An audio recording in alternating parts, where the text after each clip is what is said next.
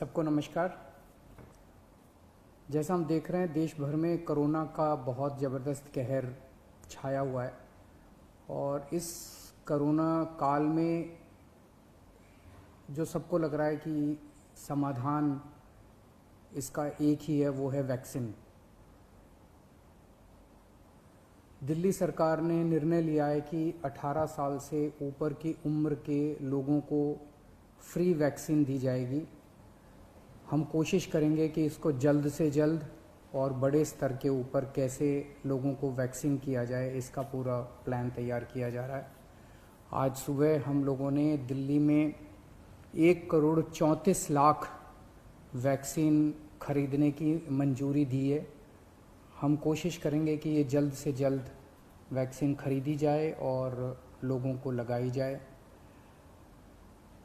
इस महामारी में वैक्सीन एक समाधान निकल के आ रहा है। वैक्सीन जिन लोगों को लगी है उनका एक तरफ कोरोना नहीं होता, या जिनको होता है उन लोगों को माइल्ड होता है। उनमें से अधिकतर लोगों को अस्पताल की ज़रूरत नहीं होती, और अगर अस्पताल की ज़रूरत पड़े भी तो उनकी बीमारी सीरियस नहीं होती, ऐसा देखने में आया है। तो कोरोना एक तरह से अगर वैक्सीन सबको लग जाए तो कोरोना एक ऑर्डिनरी बीमारी की तरह हो जाएगी। अगर होगी भी तो ठीक हो जाएगी। इंग्लैंड में, यूनाइटेड किंगडम में अभी कुछ महीने पहले तक कोरोना का इतनी ही ज़बरदस्त कहर था जैसे भारत के अंदर है, और वहाँ उन्होंने वैक्सीन बहुत बड़े स्तर के ऊपर अपने लोगों को लगाई। तो कोरोना के अंदर उस लहर के कम होने का, ख़त्म होने का एक बहुत बड़ा कारण एक्सपर्ट्स वैक्सीन को मानते हैं कि जिस इंटेंसिटी के साथ, एग्रेसिवनेस के साथ कोरोना वैक्सीन लगाई गई इंग्लैंड में, उसका कोरोना की लहर को ख़त्म करने में बड़ा योगदान रहा। वैक्सीन के एक निर्माता ने कहा है कि वो राज्य सरकारों को 400 रुपये में देंगे, दूसरे निर्माता ने कहा है कि वो राज्य सरकारों को 600 रुपये में देंगे, और केंद्र सरकार को दोनों 150 रुपये में देंगे। मेरी उम्मीद है कि इसको एक ही प्राइस होना चाहिए, अलग अलग प्राइस नहीं होने चाहिए। उनमें से एक निर्माता का मैं इंटरव्यू देख रहा था जो कह रहा था कि 150 रुपये में जब वो केंद्र सरकार को दे रहे हैं तो उसमें भी उनको फ़ायदा हो रहा है। तो अगर 150 रुपये में भी उनको फ़ायदा है, उसमें नुकसान नहीं है, तो 400 रुपये में और 600 रुपये में तो बहुत ज़्यादा फ़ायदा है। ये समय ऐसा है जो कि इंसानियत को मदद करने का समय है। ये समय ऐसा है जो प्रॉफिट कमाने का समय नहीं है।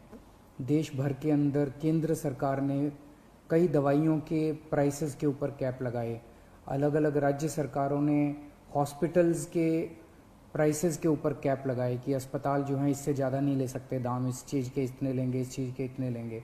ऐसे समय में जब सारा देश मिलके कोरोना की लड़ाई लड़ रहा है, मैं समझता हूँ एक तरफ मैं वैक्सीन मैन्युफैक्चरर से अपील करता हूँ कि एक तरफ वो खुद भी इस प्राइस को खुद ब खुद 150 रुपये पे ले आएंगे।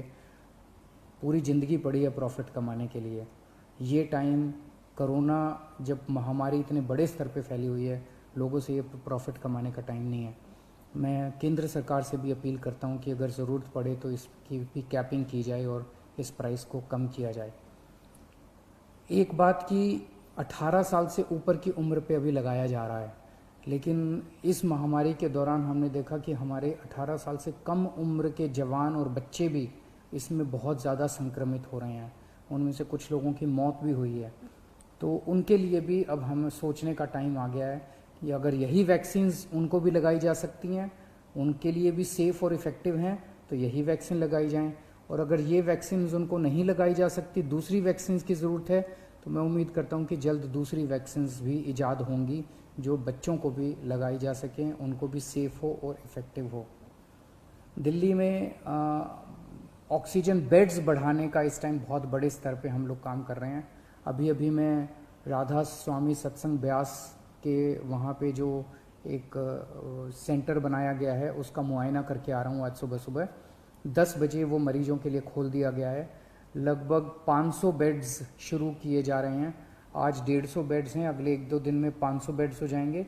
उसके 2-4 दिन के अंदर इसको 2000 बेड्स तक और फिर 5000 बेड्स तक ले जाया जाएगा। इसके साथ साथ वहीं पे 200 बेड्स का आईसीयू भी तैयार कर रहे हैं राधा स्वामी सत्संग में। और तो मैं उम्मीद इसी तरह से पूरे दिल्ली के अंदर कई जगह फैसिलिटीज़ क्रिएट की जा रही हैं ऑक्सीजन बेड्स की। मैं उम्मीद करता हूं कि इससे जनता को काफ़ी फ़ायदा होगा। नमस्कार।